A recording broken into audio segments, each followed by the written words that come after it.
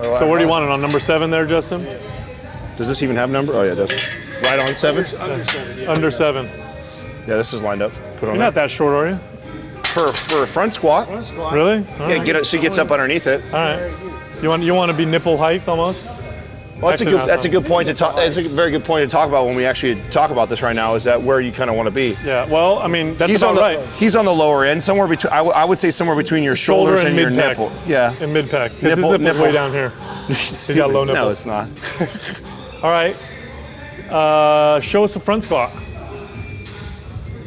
Let's show the best version. Yeah, let's show ideal, and then we'll regress the exercise so people that can't do this because of their wrist mobility. So he's in ideal front squat position. Stop right there, Justin, real quick. Now the bar is sitting, I don't know if you can see that, Doug. The bar is sitting really, it's actually pretty close to his throat. It's in front of the front delt. His elbows are high, and his fingertips are under the bar. So he's not grabbing the bar. He's got fingertips under the bar, elbows high, elbows pointed straight forward. Pay attention to this right here too. His elbows are perpendicular or parallel to the floor, right? You do need a relatively good amount of wrist flexibility to be able to support a bar this way. But if you got it, this is the best way to do it. Well, not only is this the best way, this is what you're trying to get to this. Yeah. So if you're like in my case where I have to do the regression to this, I have to cross my arms a lot of times. Justin will show that in a minute. But my goal is to work to this, you know? Now, with stance, you can go wider, you can go more narrow. Typically, I've noticed with the front squat, I don't know if you guys have noticed this too, but my stance can be a little more straightforward with the front squat. I feel like my knees can point a little straighter forward and my feet can be a little pointed forward when I do this. But stance, just like with a squat, it can be wide, it can be a little more narrow. Justin looks like he's in a pretty traditional stance. Come down and come up. He's maintaining tension the entire time.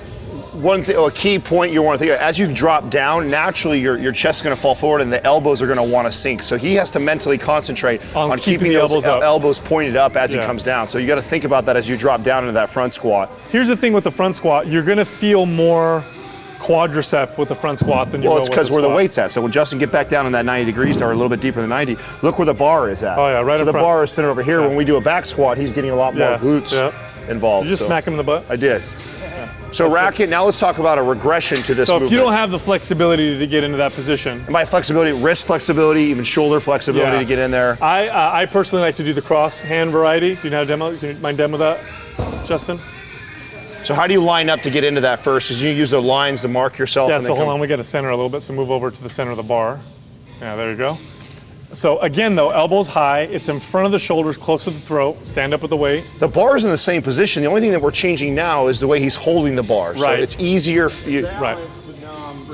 But you can see here, what Justin said you can't really hear is, what he's saying is it's balancing. Like if he takes his hands off the bar is there. So you don't want to, you're not holding it with your hands. Yeah. It's still sitting in front of your shoulders.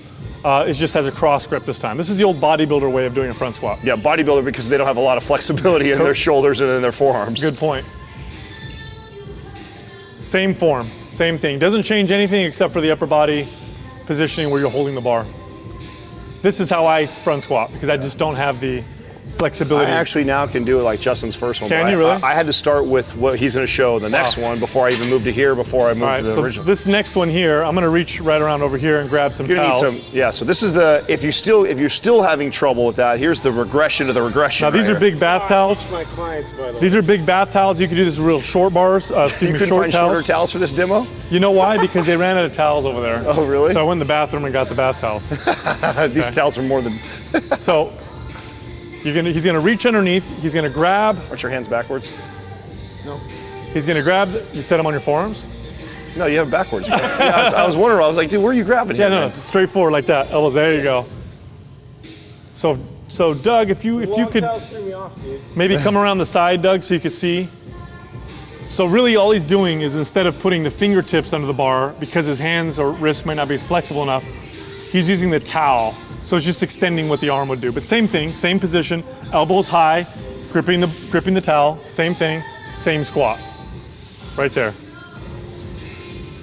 So for all of our trainers that are watching these, this is a great way to start a client on a front squat. Yes. So if they've never done a front squat before, this is probably the most comfortable version out of the three that we've shown to help them get the idea, the concept of the front squat. This gives me, as a trainer, if I can get this piece down, and this is very easy and comfortable, that allows me to really focus down here. On the form. Yeah, because this is down low, your hips, your legs, that part, the hip hingement part of this is the most crucial piece to get down. So, we can work on shoulder and wrist mobility going forward. So this is a great way to start a client or regress somebody who can't do a front squat properly. Well, here's the thing you want to consider. A front squat is pretty close up there with a back squat in terms of importance. Being able to squat down with weight on your back or on the front of your body, both pretty fundamental. So I would say, well, we also as much as squats are neglected, back squats, front squats are neglected even more. Oh, 100%. And this is, we talked about all the time about people doing all these machine exercises and showing crazy variations of doing a leg press sideways and there's so many variations to the squat that's going to give you so much more bang for your buck than doing that. This is an example of that. Great, you want more quad development, do a front squat. That's right. That's it right there, instead of doing some sort of a machine varied. So excellent way to regress your front squat to where you work on that. But if you can't do it, in the first original position we talked about, your goal is to work to that. So this is just a tool to help those clients. Shoulder and wrist mobility. Yeah, shoulder and wrist mobility. It just takes practice. Absolutely.